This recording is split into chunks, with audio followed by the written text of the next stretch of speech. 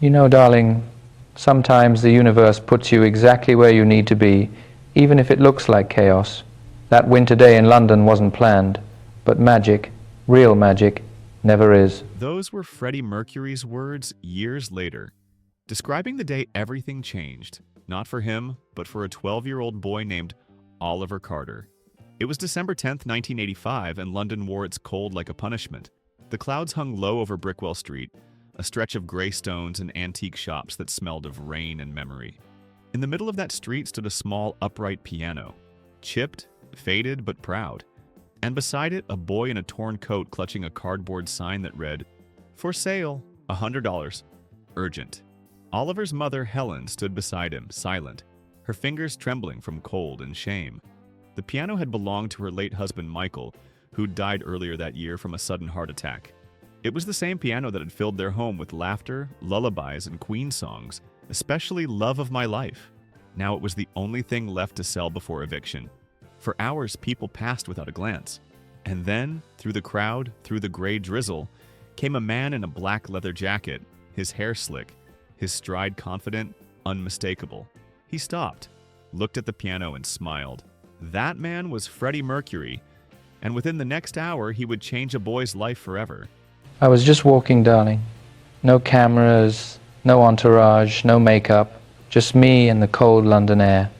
And then I saw him, this tiny boy, guarding a piano like it was treasure. Something about it stopped me. Freddie Mercury had been restless that day. The pressure, the fame, the noise, it had all become too loud. So he slipped out alone, wearing his leather jacket and a pair of dark glasses blending into London's winter gray. He wandered through Brickwell Street, drawn to its dusty record shops and forgotten instruments. And that's when he saw Oliver Carter, a small boy, cheeks red from the cold, sitting beside a piano that looked nearly as tired as he did. His mother stood nearby, pretending not to shiver, her eyes darting toward every passerby who didn't stop. Freddie slowed his pace. Curiosity piqued. The cardboard sign caught his eye. "For sale, $100. Urgent." He frowned. That piano, it wasn't junk. It was a 1957 Brimwell, a rare beauty, the kind that could sing if you treated it right. He approached quietly, his voice soft. "Beautiful piece," he said. "You're really selling it for £100? Helen hesitated. We have no choice." I knew that tone. It wasn't greed. It was survival. And the boy, he looked like someone who'd already grown up too soon. When Freddie's hand brushed the piano's worn keys, something inside him shifted. For the first time in months, the world around him went quiet. He didn't know it yet, but he was about to play the song that would bind their lives forever. I sat at that piano, darling, and before I even touched the keys, I could feel it. That boy's pain, his hope, it was all sitting right there, waiting to be heard. So I played. Freddie Mercury lowered himself onto the small wooden bench, the piano creaking beneath his weight. The street noise dimmed, replaced by a fragile stillness that made even the wind pause. Oliver watched, frozen. His mother, Helen, pressed a hand to her mouth. Without a word, Freddie's fingers found the opening notes of Love of My Life. The melody drifted through the winter air, soft at first, then swelling, a sound both haunting and tender.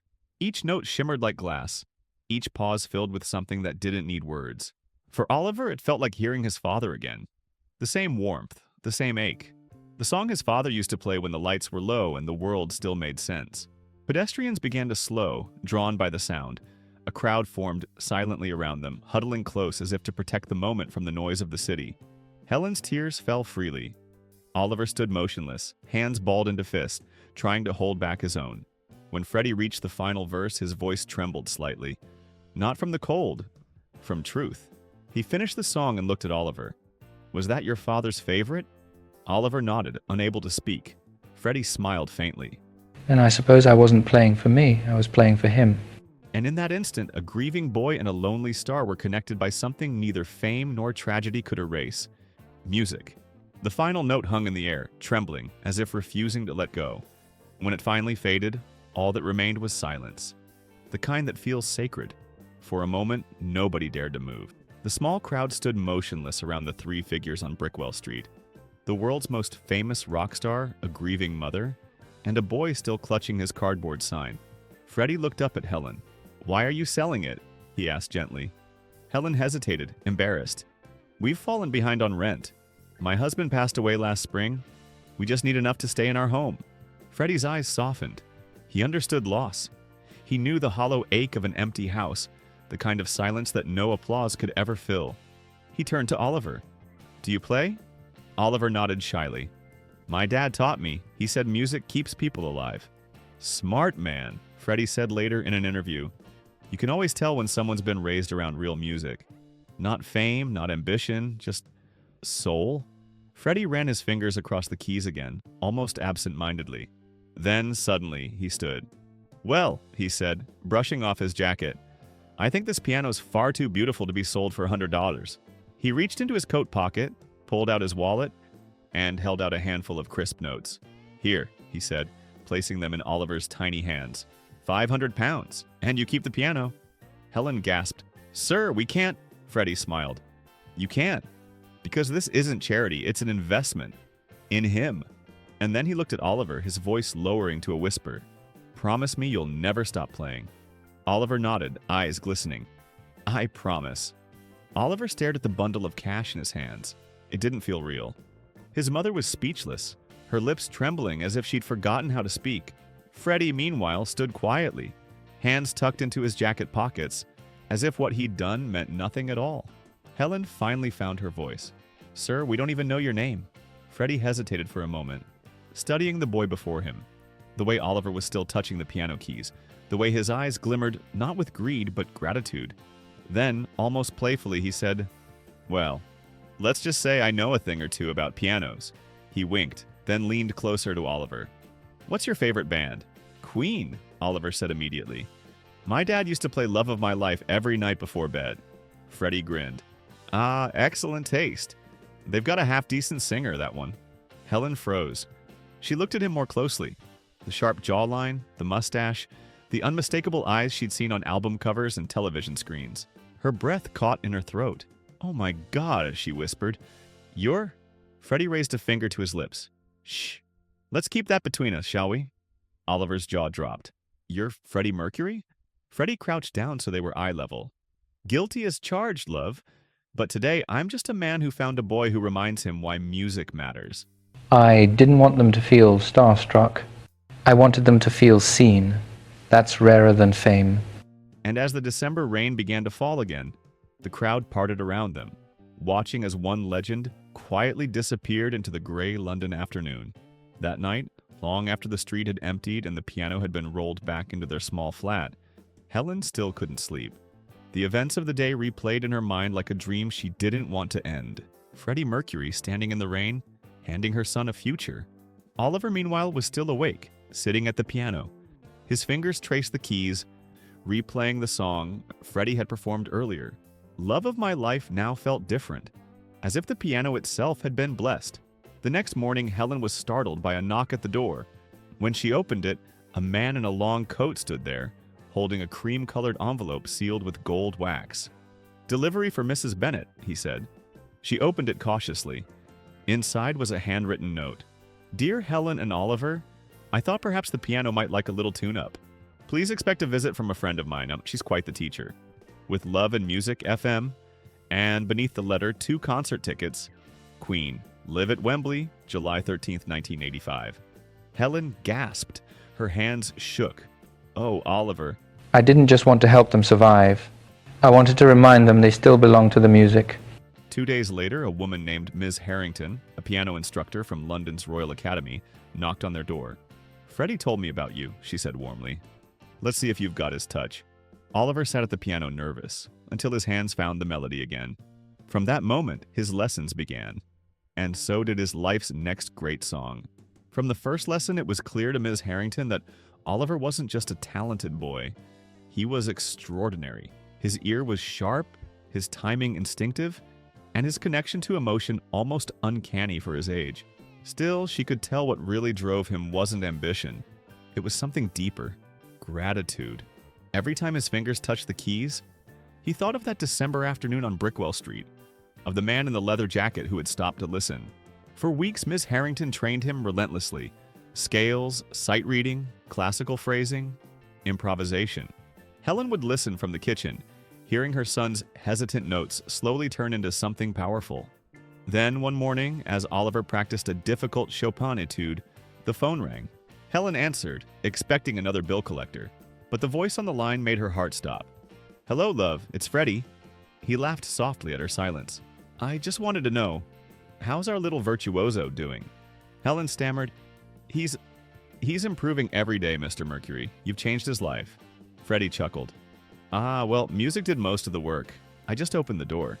That weekend, a car arrived to take Oliver and his mother to a recording studio in Kensington. Freddie had arranged it. Inside, he greeted them with his usual flamboyance, swirling a scarf like a cape. "Well, darling," he said to Oliver, "let's make some noise." I saw myself in him. Same hunger, same need to turn pain into something that sings. That afternoon, Oliver recorded his first song. Freddie played beside him, quietly, proudly. And from that day on, the boy from Brickwell Street was no longer just a student. He was Freddie Mercury's protege. By spring of 1986, Oliver's world had completely changed. He was still a schoolboy by day, homework, uniforms, scraped knees. But by night, he was training, playing, and learning, beside one of the greatest musicians who ever lived. Freddie had taken him under his wing quietly, away from the press and publicity. "We don't need headlines, darling," he would say. "We just need harmony." Their sessions at the Kensington studio became the stuff of whispered legend. Freddie would guide Oliver's hands across the keys, teaching him the art of feeling the music instead of simply playing it. "Don't count the beats," Freddie would say, circling the piano. "Breathe them. Let the silence tell you what comes next." Oliver listened like every word was gold. To him, Freddie wasn't just a star. He was light itself, shining into the gray corners of his young life. One evening, after hours of rehearsal, Freddie leaned back and smiled. "You've got the heart, love. That can't be taught." That same night, he made a quiet promise to Helen. "He'll have his chance on stage one day," he said.